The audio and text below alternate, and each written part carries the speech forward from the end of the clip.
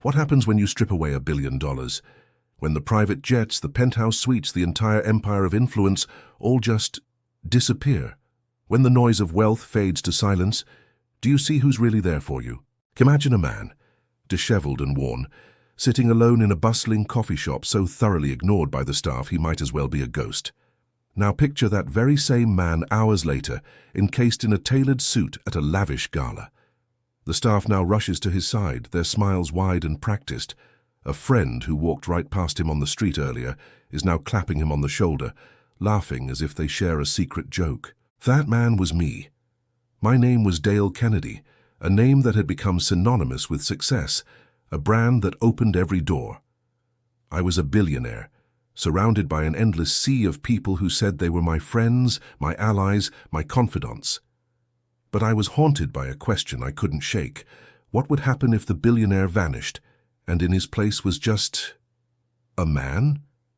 So I decided to stage my own disappearance, to give it all up to finally see who truly cares. My life was a fortress of glass and gold, meticulously constructed to keep the world out. From the 40th floor of Kennedy Tower, the city below was just a beautiful, silent network of lights, a map of a world I was completely disconnected from. I had everything a person is supposed to want, the cars, the art, the influence, but the silence in my sprawling penthouse was deafening. The laughter at my own parties felt hollow, an echo in a life devoid of genuine substance. I saw it in everyone's eyes. They weren't seeing me. They were seeing a walking bank vault, a human ATM. Their kindness was an investment, calculated for a future return. Their friendship was a business proposal, always conditional. I was drowning in a sea of people, and I had never ever felt more alone. This constant corrosive mistrust was a poison, slowly killing any chance of forming a real human connection. I even read clinical studies about it, how extreme wealth changes the way people perceive you. The rich are often seen as more competent but fundamentally cold. I saw that theory play out in high definition every single day. The saccharine smiles, the firm handshakes, the breathless praise. It all felt like a well-rehearsed performance for an audience of one. The breaking point arrived at a charity auction I was hosting. A man I'd known for years, a supposed friend, boomed for all to hear, "Dale, my man, your generosity is just truly inspiring." Not 5 minutes later, I overheard him on the phone, his voice hushed but dripping with cynicism. "Yeah, I'm at the Kennedy event. He's throwing money around like confetti. It's great PR for him, and I get my name in the society pages. A perfect win-win." Our decade of friendship was just a commodity, a transaction. That night, staring out at the silent city, a radical, terrifying idea began to form. What if I wasn't Dale Kennedy, the billionaire, anymore? What if I was just Alex, a regular guy with a few bucks in his pocket and no connections to his name? If I could shed the glittering skin of the billionaire, would I find anything real, anything true underneath? The fortress had to come down. The first step was to symbolically execute Dale Kennedy. The solid gold Rolex was replaced with a cheap plastic-strapped watch. The designer suits, each worth more than most people's cars, were swapped for worn jeans and faded shirts from a thrift store. Looking in the mirror for the first time was jarring.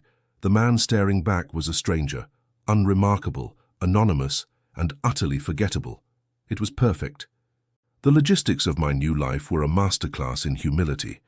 I rented a tiny one-room apartment where my neighbors' arguments and television shows became the constant soundtrack through paper-thin walls. For the first time in 30 years, I made my own coffee. It was bitter and awful. My entire fortune was locked away in trusts, and I gave myself a strict weekly budget of just a few $100s. So what happens when a former billionaire tries to get a simple coffee? I walked into a chic cafe where, as Dale, I used to hold high-powered meetings. The staff would fall over themselves to greet me.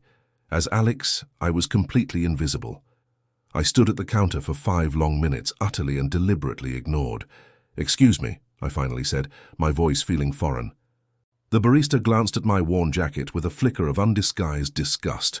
"1 minute," he said dismissively, turning back to his conversation with a co-worker. Just then, a man I knew well, a venture capitalist named Marcus, walked in.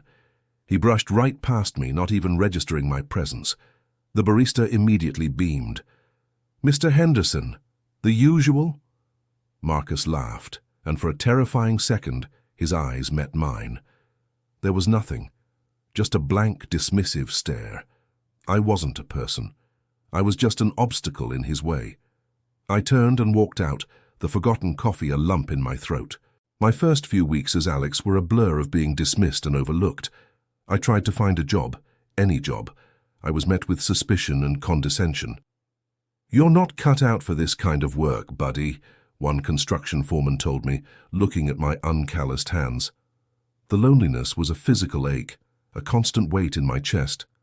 I spent my days walking, exploring public parks and libraries, places I'd only ever seen through the tinted windows of a limousine.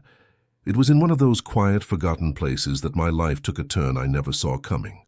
I had taken refuge in the public library, a grand old building that smelled of aging paper and quiet contemplation. I was there because it was free, it was warm, and it was a place to just exist, feeling the full, crushing weight of my isolation. That's a tough one to start with if you're not in the right headspace. I looked up from the dense philosophy book I'd grabbed at random. A woman was standing there with a cart of books to reshelve.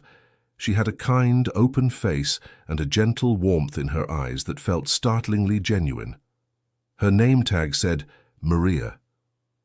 "He has a way of making you feel like the world is even more complicated than you already thought," she said with a little smile, gesturing to the book. "I think you might be right," I managed to say, my voice rusty from disuse. "Sometimes," she said softly, "it's better to just get lost in a good story." She pulled a worn paperback from her cart, its cover creased from countless readers. "Try this one. It's an adventure, pure escape." She placed the book on the table and smiled at me. It was such a small, simple human interaction, completely free of any agenda. She couldn't possibly want anything from me. I had nothing to give. For the rest of the day I sat there and read her book, and for the first time in years I felt a fleeting moment of peace. I started going to the library every single day just to see Maria. We started talking, first about books, then about the weather, then about nothing in particular. Unlike everyone from my old life, Maria actually listened. She looked at me when I spoke. I told her Alex's story, a story of hardship and loneliness, but the feelings I described were all mine. They were Dale Kennedy's raw, unfiltered, and unspoken truths. One afternoon she unwrapped her lunch and, without a second thought, offered me half of her sandwich. That simple act of sharing felt more profound and more generous than any million-dollar gift I had ever received. "You seem sad sometimes, Alex," she said quietly on another day, "like you're carrying something heavy around with you." Her empathy felt like a foreign language I was slowly beginning to understand. It wasn't pity. It was genuine, compassionate concern. Her wealth wasn't in a bank account, it was in her limitless capacity to care. But as we got closer, a new, sharp fear crept in. This entire connection, this beautiful thing, was built on a giant lie. To silence that cynical voice in my head, I ran one last shameful test. During one of our talks, I let out a heavy sigh and mentioned my landlord was raising the rent. "I don't know how I'm going to swing it," I said, hating myself with every word. She looked at me with immediate, real concern. "Listen, it's not much, but the community center gives out grocery vouchers on Wednesdays. It could help you save on food for the week. And I have a friend who works at a temp agency. I could give her a call for you. See if they have anything." A wave of profound shame washed over me. Here was a woman who likely had her own struggles, offering to share her resources, her connections, her time, everything she had. She didn't have money, but she gave me something far more valuable. She gave me hope. That was the moment the experiment ended. It was no longer about testing people. The results were in. Genuine, selfless kindness existed. But I had found it through a deception, and I knew with a sickening certainty that I had to tell her the truth. What would you do? If you discovered something truly beautiful, but it was all based on a lie, would you confess and risk losing everything? Let me know your thoughts in the comments below. It's a question I wrestled with every single day. The guilt was a constant companion. Every time I saw her, her honest, open smile felt like a knife twisting in my gut. I had come looking for truth, and in the process, had constructed the biggest lie of my life. I asked her to meet me at a park after her shift. My hands were trembling. When she arrived, she was smiling, holding 2 paper cups of coffee. My heart sank.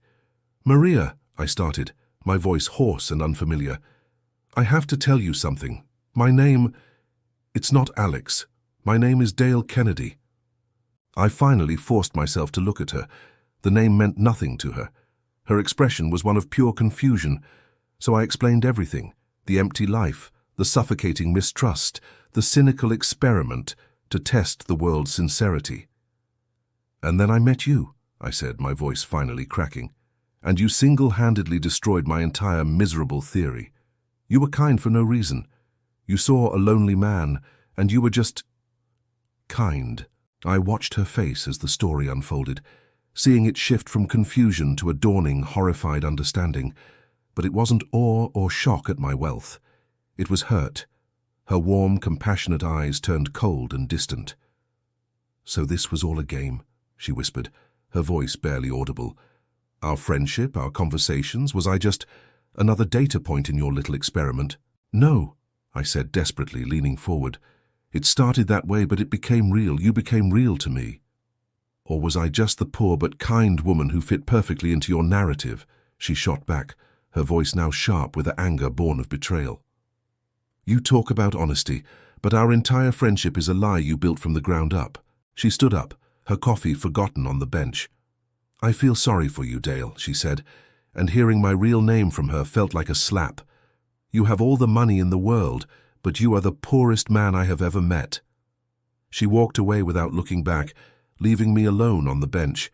I had found the one thing I was looking for my entire life, and I had single-handedly destroyed it. The next day I called a press conference. I was back in one of my expensive suits, feeling more than ever like I was wearing a hollow costume. "For the past several months," I began, the cameras flashing, "I have been living as an ordinary man with no resources. I did it out of a deep and profound cynicism, and I have never been so happy to be proven so wrong."